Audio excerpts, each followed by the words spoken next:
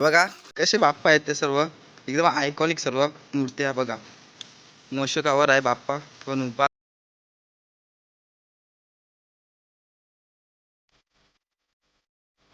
दुष्परिणाम तुम्हाला कधी फटका बसतो काय?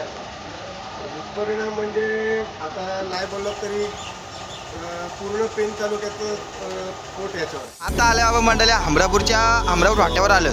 जर इकडून जर तुम्ही जर पनवेलवरून जर येत असाल ना तर पनवेलवरून जवळजवळ 25 किलोमीटर आहे हमरापूर गाव आणि पेणवरून जवळजवळ 7 ते 8 किलोमीटर आहे. तर आता आपण इकडून हमरापूर फाट्यावरून लेफ्ट मारून जाणार आहेत हमरापूरला.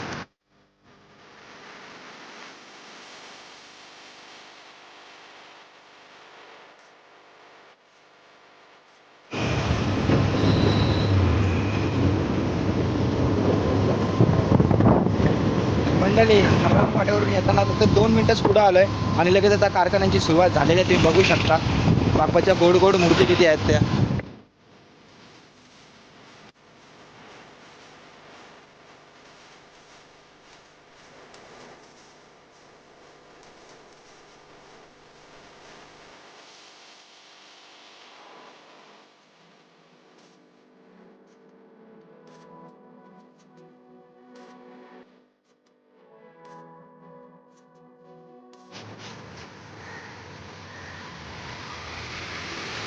नमस्कार म्हणजे तर आज आपण आलोय कुणाल पाटील यांच्या कारखान्यामध्ये. हे आहेत कुणाल पाटील, नमस्कार. तर जे की लोकेटेड आहे कलव्यामध्ये आणि यांच्याकडे ना खूप सुंदर सुंदर अशा मूर्त्या आहेत ज्या आपण तुम्हाला आता दाखवू आपण. तर कोणत्या कोणत्या आपल्याकडे मूर्त्या भेटतील?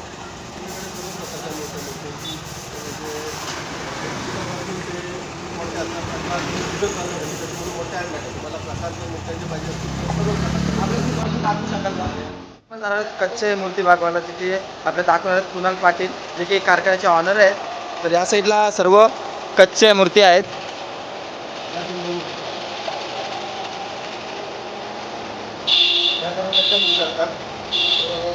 तुम्ही बघायला गेला की पहिली मूर्ती अशी असते. नंतर तुला सभ्यता म्हणतात.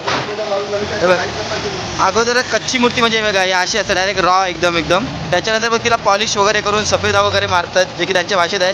नंतर मग अशी एकदम म्हणजे फिनिशिंग येते गुड एकदम क्वालिटीची मूर्ती तयार होते जे की काम चालू आहे. तुम्ही बघू शकता ते चक्र्यांवर.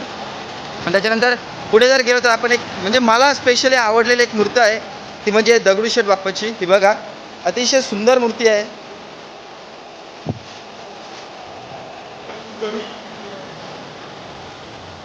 आणि वरचा स्टॉक तर तुम्ही बघू शकता. आताशी सुरुवात झाली आहे कारण की अजून थोडंसं म्हणजे आजपासून कंप्लीट 100 दिवस बाकी आहेत म्हणजे आपल्या गणरायाच्या आगमनाला. आणि मंडळी हे बघा कसे बाप्पा आहेत ते सर्व एकदम आयकॉनिक सर्व मूर्ती आहे बघा.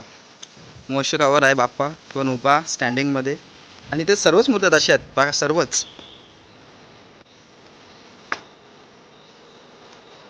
आता बघा एकदम आयकॉनिक मूर्ती आहे म्हणजे बजरंगबलीच्या शेपटीवर बाप्पा विराजमान झालेला आहे. मागच्या वर्षी आपल्या किती विक्री झाल्या? मागच्या वर्षी थोडासा लेट चालू झालं कारण की POP मध्ये मुलांना खूप त्रास झाला.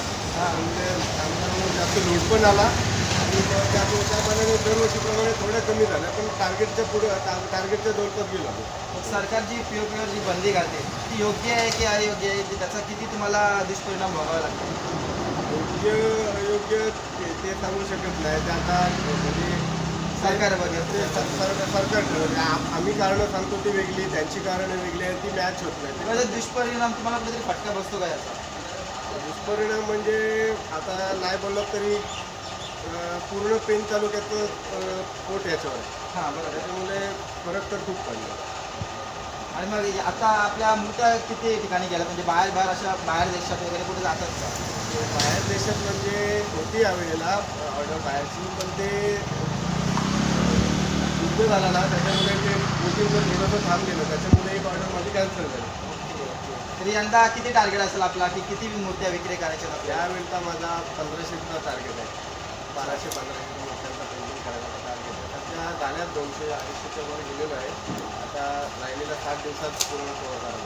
तुम्हाला काय वाटतं आता किती म्हणजे होऊ शकेल का तेवढा जाईल आपलं टार्गेट? टार्गेट होऊ शकतो काय प्रॉब्लेम नाही त्याच्यात. फक्त मॅनपॉवर जर कमी पडली तर कुठेतरी तर कमी होईल.